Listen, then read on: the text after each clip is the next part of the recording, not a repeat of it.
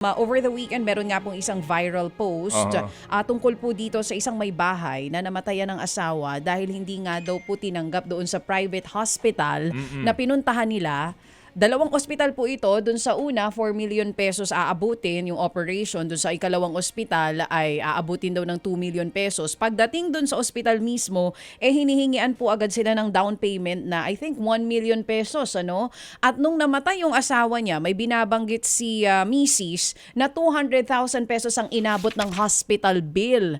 At binabanggit na walang makukuhang tulong from PhilHealth dahil hindi umabot ng 24 hours na nandun yung asawa sa ospital. So bago po natin tunghayan po yung PhilHealth issue, maganda muna nating pag-usapan yung pong responsibilidad ng pribadong ospital. Private hospital po ito, no? Kaya siguro pinakamainam kausapin natin mismo ang pinuno po ng samahan ng mga pribadong ospital sa Pilipinas. Ito nga po, ang president po ng PHAPI, si Dr. Jose Rene De Grano. Magandang umaga po, Doctor.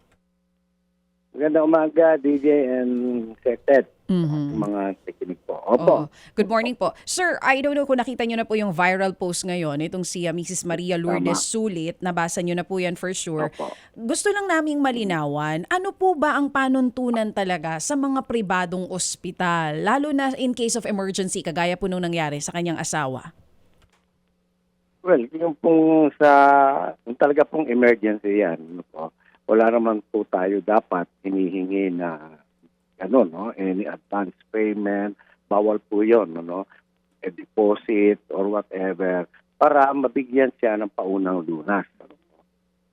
Sabihin kung sasabihin na hindi kayo pwedeng ma-admit dahil kailangan mag-deposit muna kayo o magbigay muna kayo ng ganitong halaga or advance payment, etc., bago namin siya lapatan ng lunas. Marius po yun. So, hindi gano'n.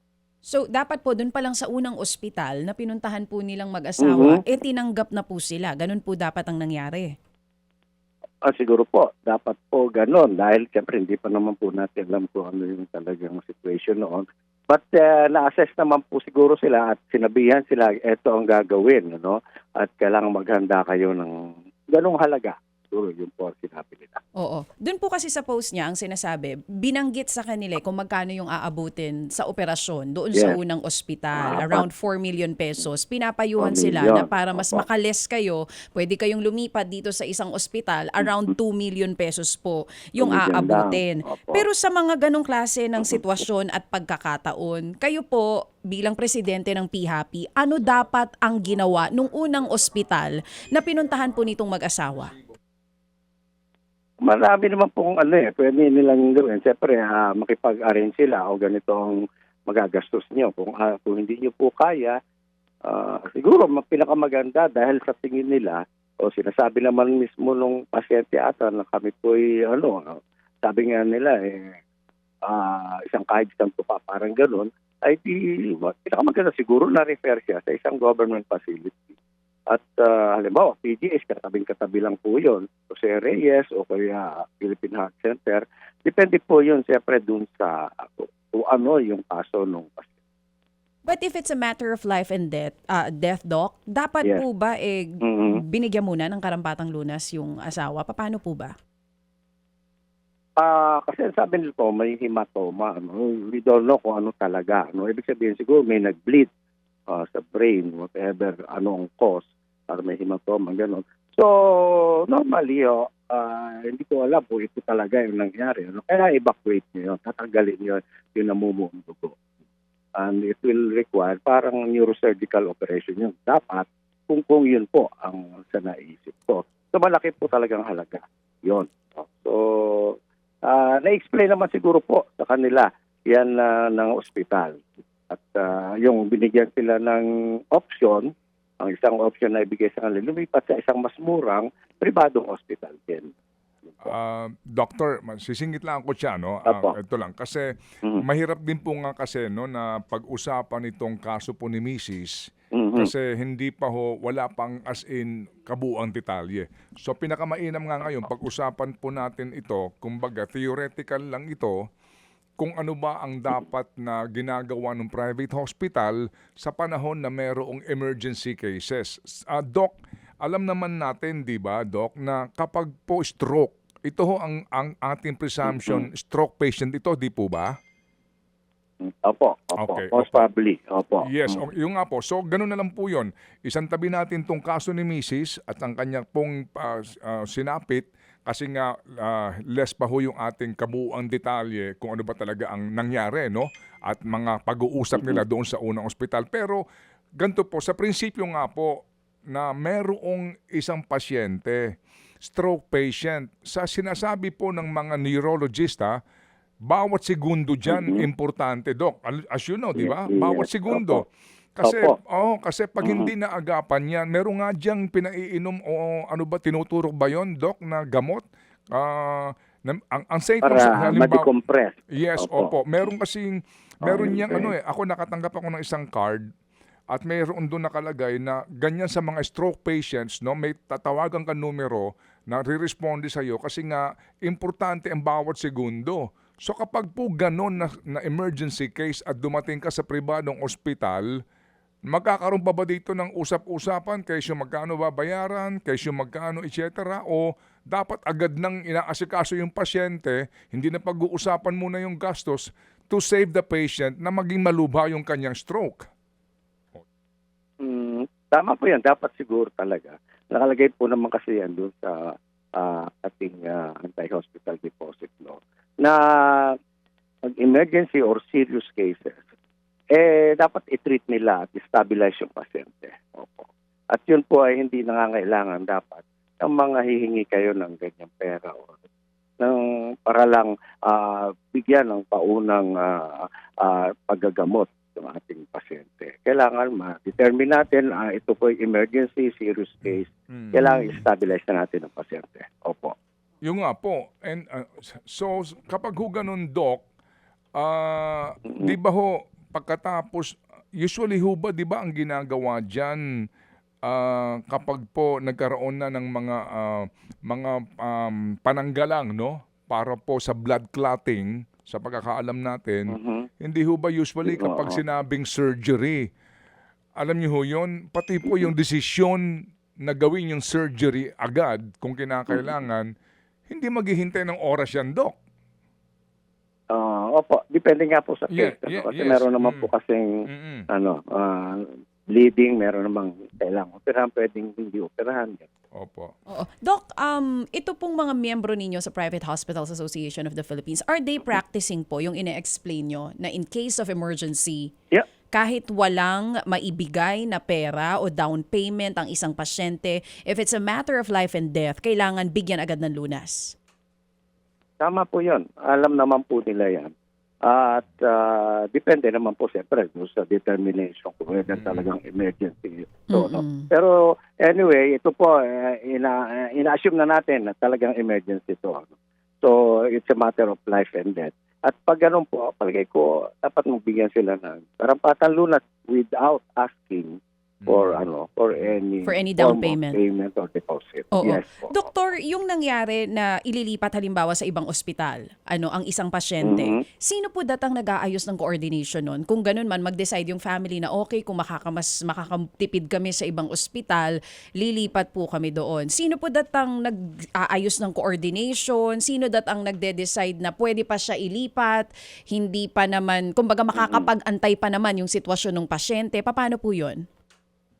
Normally, hospital to hospital po yan. No? Tatawag sila doon sa paglilipatang hospital at sasabihin, may papadala kami pasyente dyan, ganito ang kaso, ganyan, etc. Alam na po yan dapat nung pagdadalhan na hospital. At para handa na din po sila. Hindi po usually nangyayari. Pero kung kinakailangan ng bigyan ng lunas, hindi na dapat inililipat. Ganun po ba yon? May mga ganun pagkakataon din. Opo, siguro ganun talaga ang but then depende po siyempre sa assessment po nung unang nakakita na korpo. So at least malinaw po doon, this is a hospital coordination po pala. Pagka po mga ganun, gaano katagal usually bago po ilang minuto, ilang oras bago na ililipat ang isang pasyente sa isang ospital? Mabilis lang dapat po yan. No? Siyempre, kung may ambulansya naman po, kaya tayo may mga ambulance, mabilis lang ang paglilipat. Yan, unless talagang gridlock o may grabe ang traffic. Kung ito from siguro kaya lang yun na ilang minutes po from Madok to UE. Dok, pagka Mabilis lang ganun, po dapat. opo, pagka po ba ganun, wala ng fee na babayaran yung pasyente doon sa ospital na pinanggalingan niya? Especially kung wala namang any treatment na naibigay or hindi na-admit? Paano po yun? Depende po sa pag-uusap nila siguro nung ospital at saka nung family. Pwede naman siguro sila magbigay ng garantiya na ito, kung may kulangan man kami kasi right now it's an emergency, pwede kami makipag-usap sa kanila. At sa ganun, may-transfer nila kung talagang kailangan i-transfer ang pasyente. At yun naman po yung makukuha sa pag-uusap nila dapat. Pero Doc, to be pragmatic about this, no? Opo. Walang libre. Sa private hospital siyempre po. Walang Private libre. hospital po Okay. Ultimo gasa. Lahat yan may bayad eh. Ito yan siya, no? Lahat yan may bayad. Tama po. Lahat may bayad, no? Dumating ka doon sa ospital, meron sa'yo umasikaso, yon may bayad na kaagad yon. May charge na kaagad yon, di ba, doktor? Tama po. Opo. Kalungkot mang tanggapin pero talaga po yun. Totoo Yes. po yan. At yan po yung realidad nga. Kaya nga may PhilHealth din eh. Hindi po ba? Para doon sa mga... Tama para po. po doon sa mga... Lalo na po sa mga nasa middle income Emergency bracket. talaga. Okay. Ngayon, ito po. Basahin ko lang ito ha. Kasi yung pong paglilipat siya... Dapat din natin maunawaan na it's the responsibility of the hospital na asikasuhin yung lipat nito. Kasi nga emergency cases, hindi mo nahahayaan yung pamilya na maghanap ka pa ng ambulansya. Ikaw na ospital, it is your responsibility to coordinate the transfer. Di po ba, Doc? Tama po yan. Tama po yan. Opo, okay. Para lang ho alam natin to, no? Kasi ang hirap po kasi doon sa mga pamilya na yung pong iba hindi po sanay sa mga gantong emergency cases, wala pong kamag-anak na doktor, walang kaibigan na doktor, wala hong kaibigan na nurse o kamag-anak na nurse na makapagbibigay ng gabay what to do. Basahin ko lang po, I beg for your indulgence, doctor, ha? Ito po yun, no? An act prohibiting the demand of deposits or advance payments for the confinement or treatment of patients in hospitals and medical clinics in certain cases. Section 1. In emergency or serious cases, it shall be unlawful for any proprietor, president, director, manager, or any officer and or medical practitioner or employee of a hospital or medical clinic to request, solicit, demand, or accept any deposit or any other form of advance payment as prerequisite for administering basic emergency care to any patient. Confinement or medical treatment of a patient in such hospital or medical clinic or to refuse to administer medical treatment and support as dictated by good practice of medicine to prevent death or permanent disability, or in the case of a pregnant woman, permanent injury or loss of her unborn child or non-institutional delivery. So, klarong-klaro po ito, doktor, hindi po ba, no? Na Yes, walang opo. kondisyon dapat.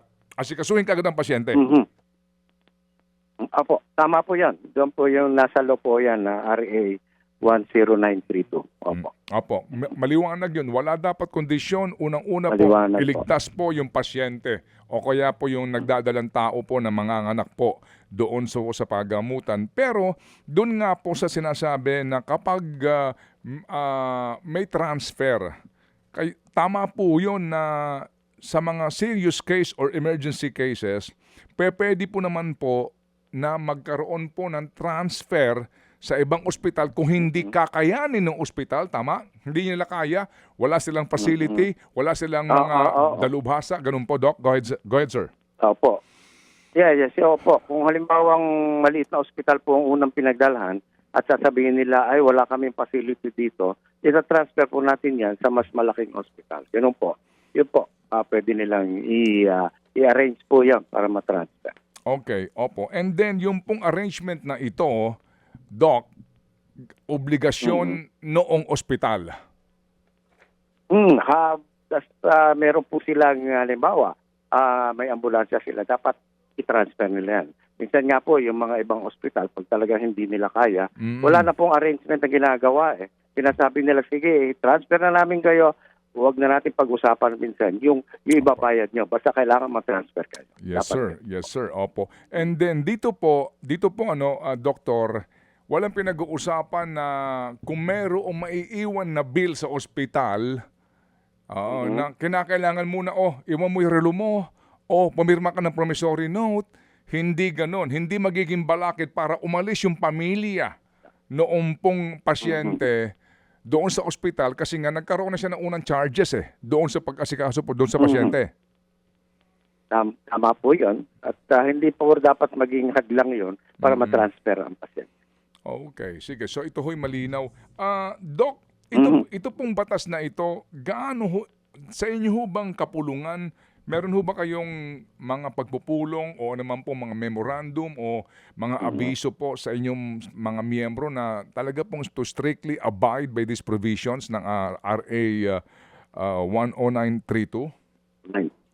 Yes po. At yun nga po ay parang nakasaad pa nga yun sa batas na kailangan ipopost niyo po yan doon sa emergency room, sa admitting area. May nakalagay na noon na ito ang provision ng batas na yan at hindi sila dapat humingi ng mga ganito. Opo, nakalagay po yan dapat. Nakapost yan.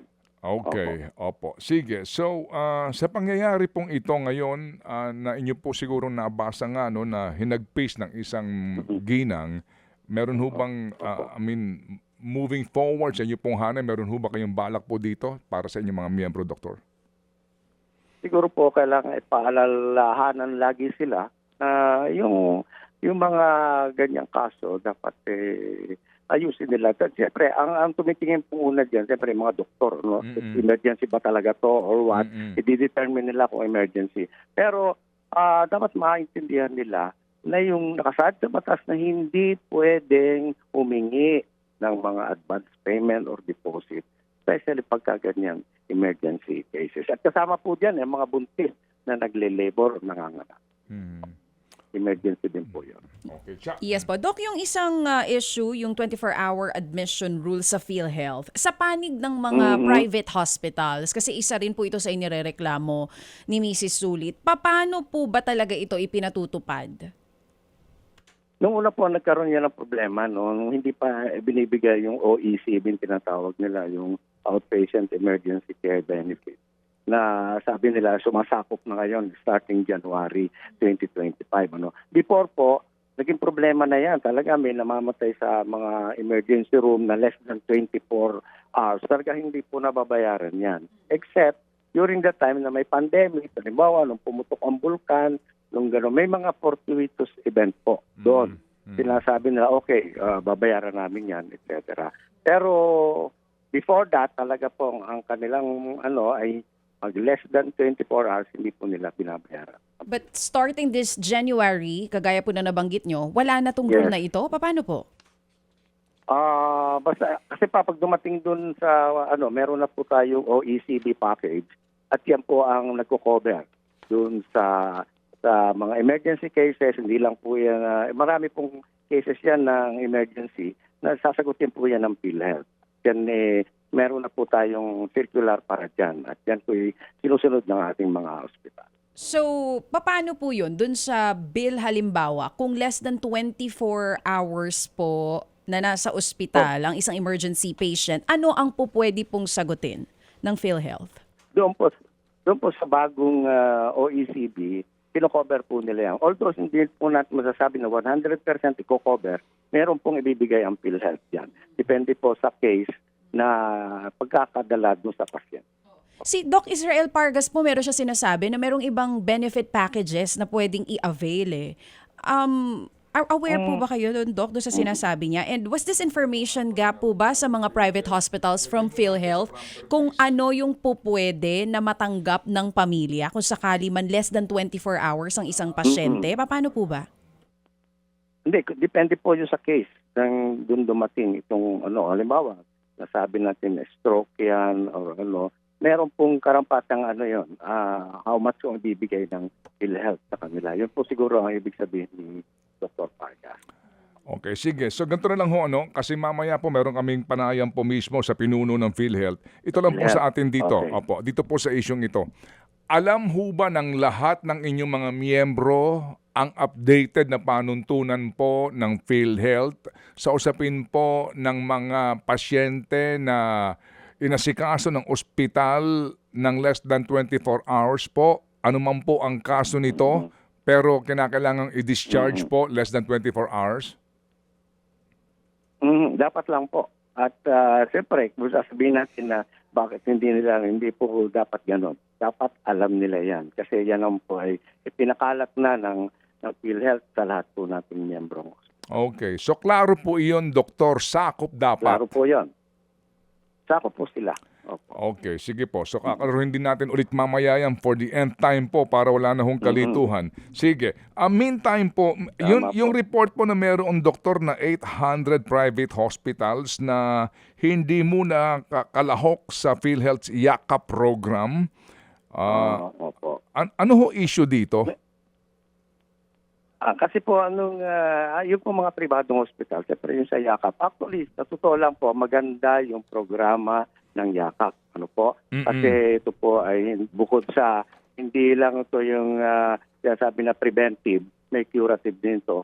Ang problema lang po, nakikita ng ating mga pribadong hospitals, especially yung maliliit na hospital, na baka lugi sila. Ano? Parang ito pong programa, sa tingin namin, yung programa pong yan, ay ginawa para sa government facilities, not for private facilities. At para kumita o parang ma-break even man lang atong mga pribadong hospital, kailangan ma-attain ninyo yung certain number of enrollees. Halimbawa, baka 10,000 kayong enrolled, then that's the time na siguro kaya yung kumbaga sa ma-break even, yung magagastos nyo dyan. Kasi ito po, siyempre, laging advance pong services yan, tapos sakalang po tayo babayaran. Eh, yung pong mga maliliit na ospital, siguro yun ang naging problema nila, wala pa silang pampuno, hanggang hindi sila nababayaran ng PhilHealth. Medyo nakikita nila na medyo nagkukulang, And then nang pumasok pa po yung tinatawag nating EMR or Electronic Medical Records. Bigla pong sasabihin na, okay, kumuha kayo ng EMR kasi nag-expire na yung tinatawag nating software na ginagamit ng YAKAP. Ngayon, kailangan kumuha kayo niyan and mahal po yun 200 to 250,000 po per year. Doon po medyo umatras yung karamihan ng ating mga pribadong ospital. Yung automation, yung electronic medical records, may subscription po ito? Hindi ito one time lang po na gastos ng ospital? Yan po per year na subscription. Ang sasagot po dyan ay yung ospital. Opo. Sige po, maliban dyan sa EMR na yan, pwede ho bang specific example? Kasi itong YAKAP ay Yaman ng Kalusugan Program. Kalusugan. At dito nga po, maganda naman ang ibig sabihin, ang benepisyo nito kumbaga kasama po dito yung consultation na libreng pakete po, laboratory test, cancer screening, at saka yung ilang pa hong mga tulong medikal, Saan nalulugi yung maliit na ospital? Can you just please elaborate po, please? Ganito po. Ang ibinibigay po ng PhilHealth yan is 1,700 per year, per patient, unlimited consultation, unlimited laboratories, unlimited gamot. O yung gamot na pwede. So, ibig sabihin ko, kung halimbawa yung isang pasyente ay pupunta sa inyo twice a month or let's say once a month, lahat po niyan, libre na po yan sa buong taon. So kung ang enrollees po niyo ay konti lang, kasi yung initial trans po yung unang binabayaran agad ng PhilHealth yan. So at least doon sa initial trans may makukuha siguro ang ospital, pang bigay nila sa mga empleyado nila, doon sa internet, etc. Nakita namin na parang pag hindi kayo umabot sa isang antas na napakarami kayong enrollees, talaga pong kukulangin. Opo. Lalo't hindi agad nagbibigay ng naibabayad ang PhilHealth. 1,700 per patient, Yes po. per member, patient. per year. Per year. Unlimited consultation, unlimited meds, unlimited laboratory. Yung laboratory test, hanggang saan ito? Anong sakop ng laboratory examination? CBC kasama? CBC, sa glucose po, sa blood sugar, meron pong lipid profile, yung lipid profile at saka yung mga creatinine po para sa kidney. Okay. Yan po. Opo. X-ray po, libre din. Opo. Urine test, stool test kasama? Pati urinalysis, opo. At saka fecalysis, opo. Libre po yan. Okay. Sige. So, hindi, kumbaga sa inyo, hindi viable para ho sa mga maliliit na Tama po. ospital na mag-aabono muna tapos kung kakaunti lang yung kanilang pasyente na naka-enroll sa yakap sa ospital na ito, lalabas lugi kayo. Tama po. Yun po ang nakikita nila. Kaya yung iba po, nung biglang sabihan sila na, kailangan nyo pa itong EMR, medyo sabi nila, additional na gastos na naman yan. Baka hindi na namin kakayanin. Okay, opo. Kami po, naunawaan po namin ang inyong pong pinupunto dito, Dr. De Grano. Kaya mamaya kakausapin natin itong presidente ng PhilHealth para ihayag itong inyong kaisipan po at sentimiento ng inyong pong mga miyembro.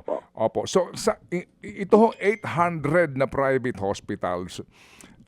Para po sa magandang programa ng yakap na ito, anong effect nito sa amin, sa pangkaraniwang mamamayan po lalo na? So, pipili na lang ng ospital na paano doon sa mga lalawigan na na wala na nga mapuntahang ospital kaya? Yun nga po, di sa government facilities po sila na nag-o-offer niyan.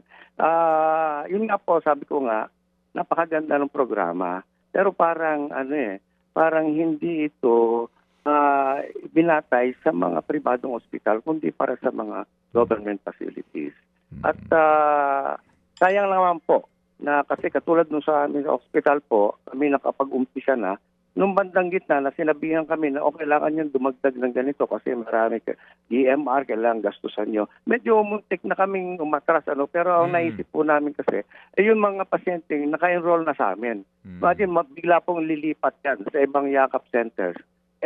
Kaya napag-isipan namin, ituloy na muna namin hanggang sa at least December man lang. Nasa ganun po, pagpatuloy namin yung paglilingkod namin. But then, talaga pong mataas yung risk na hindi kami umano doon, mabawi yung aming binigay po namin. Opo, naintindihan po namin nga po, kasi let's admit it, hindi ko naman pwedeng mag-aabono yung private hospital. Kasi bagamat yan po, masasabi natin na kumbaga po, noble who din man ito na nahanap buhay, pero alam nga naman mag-abono yung ospital, di po ba? Naintindihan po natin yun.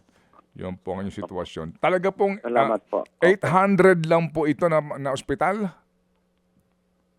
Actually, siguro pa more or less gano'n. Kasi sabi nila, 25% nung may yakap ngayon are private. Up to 4,000. So, ibig sabihin, less than 1,000 siguro yung mga private facilities na yan. Hindi lang po hospital yan kasi may mga clinics din na hindi naman hospital, na pribado. Kaya, pero ang problema po, yun nga, medyo yung bandang huli, nagulat sila nung may pinataw na bagong requirement. Oo, yung electronic medical records na kaninyo, 200,000 piso, Yes, isang taon ang dagdag gastos. Okay. Sige Every po. year po yan. Yes, sir. So, Dr. Jose De Grano, salamat sa inyo pong panahon sa aming pong programa. At kami po muli natuto po sa isyong ito at kami po din ay inyo pong kaisa para po linawin ang mga bagay na ito sa PhilHealth. Salamat po, Doktor. Salamat po ulit, Ted and PJ. Chacha. Thank you. Mga kapatid, patuloy po kayong tumutok sa 105.9 True FM para sa totoong balita, impormasyon, music, and entertainment. Mag-subscribe sa aming YouTube channel at podcast at sundan nyo kami sa Facebook, Instagram, X at TikTok sa True Network PH. Bisitahin din po ang aming official website, truefm.ph at panoorin Panoorin din kami sa True TV Signal, Channel 19. Kami po ang 105.9 True FM. Laging true sa'yo, kapatid.